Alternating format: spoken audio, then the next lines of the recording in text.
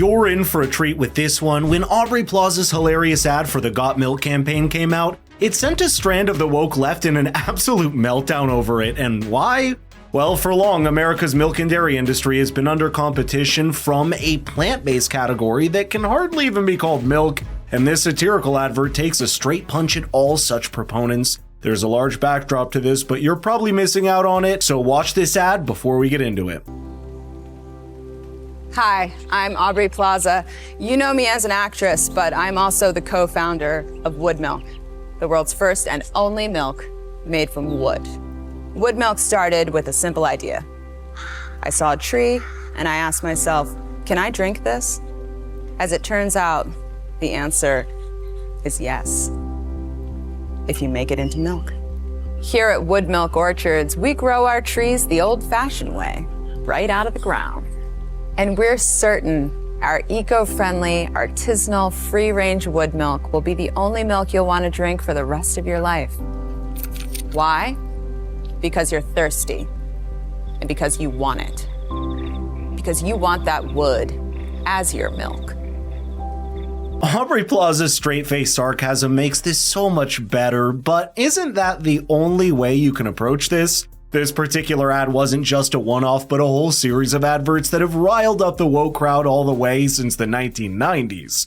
The so-called milk wars have dominated America's dairy industry for nearly 3 decades now, with different ends of the political spectrum standing for different ways to define the word milk. In other words, if you were buying plant-based milk when it first came around, you were supposedly helping the environment through lowered greenhouse gas emissions, while at the same time supporting sustainable vegan milk production that didn't hurt or involve any animals. It was oat milk, soy milk, and almond milk that a lot of people objected to calling milk in the first place, and clearly Aubrey Plaza's one of them, since if you can mix water and crushed oats to make milk, which is broadly how oat milk is made, then perhaps you can make milk from wood as well? This jibe by Aubrey at these new kinds of milk was met with an opposition that was hard to believe at first. It didn't just come from individuals, but from organizations like PETA that have a knack for forwarding every far-left talking point on the animal protection and climate change front.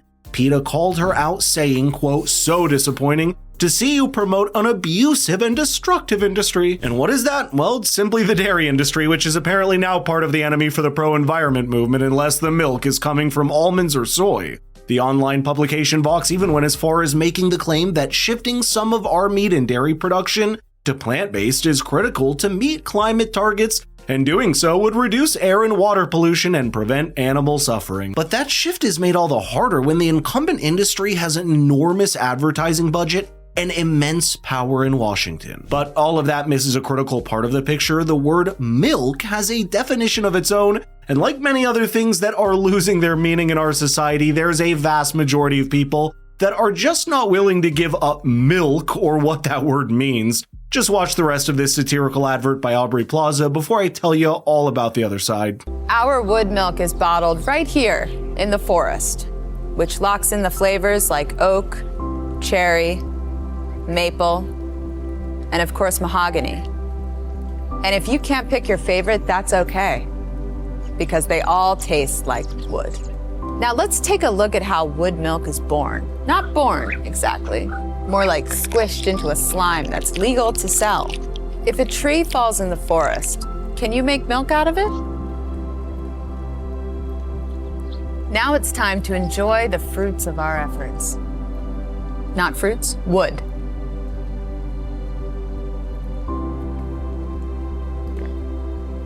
Got wood? Is wood milk real? Absolutely not. Only real milk is real. Then what did I invest in? And that's a question on which the very definition of the word milk depends on. Is wood milk real milk? If not, how is plant-based milk real? This is a debate for the same reason that has haunted the dairy industry for decades, and maybe now even the meat industry with the rise of plant-based meat alternatives that are coming up. Definitions matter, and if grinding almonds and mixing them into water to create a sweetened pulp qualifies as milk, then that means the word is changed to mean something completely different. So I actually did something that should have been done early, which is to look up exactly how the FDA defines the word milk. In the first place, here's what it says in the Standard of Identification section of the Code of Federal Regulations. Milk is the lacteal secretion, practically free from colostrum, obtained by the complete milking of one or more healthy cows. I don't see any definition of plant-based milk that qualifies under that definition, and that's why the dairy industry has long been at odds with a growing plant-based milk industry for unfairly co-opting the word and using it to profit from unwitting customers who are told it's the more ethical choice. That's the conflicting stance that Aubrey Plaza quickly made herself a party to, and she was targeted with heavy criticism for this new movement. Though it is to be said to her credit, Aubrey did not apologize or backtrack from her stance apart from just turning off the comments on her Instagram post where she shared the ad. But before that happened, she saw exactly the kind of backlash she invited for her pro-dairy stance, with accusations of her being bought by Big Dairy, whoever that is, that was threatened by the rising market share of plant-based alternatives. She got messages saying things like, quote, "You should educate yourself about the cruelty of the dairy industry and apologize for that horrible ad that you made. Desperate for cash?" Another user wrote, "It's not too late to apologize for the dairy ad and acknowledge that you endorsed a positively wretched industry to make a buck." So it's clear that this is far more than just a personal choice of diet, but a discussion that has quickly become a flashpoint for the environmentalist and vegan movement versus people that would rather have the definitions and rights of animal-based diet products protected. It's actually pretty interesting how easy it is for a humorous ad like the one you saw to get blown so out of proportion. Aubrey Plaza herself is no stranger to controversies, and her straight-faced humor can sometimes not land at all and very well and comes across as arrogant or dismissive. But on this particular topic, it refers to something far deeper than merely the entertainment industry or political talking points, since the debate around the dairy industry has been around for decades. The industry, of course, has existed for a very long time, and there's certainly many things about it that can be deemed exploitative for the animals that these products ultimately come from. I'm sure Aubrey Plaza didn't mean that ad as a dismissal of all the valid criticisms that could be leveled at the dairy industry as a whole, but rather a way to poke people and try to stir the conversation. A lot of people today are just not willing to give up dairy products and milk so easily, myself included. Add to this the fact that it was the advertising industry itself which has told them for many decades how good milk is for bones and health.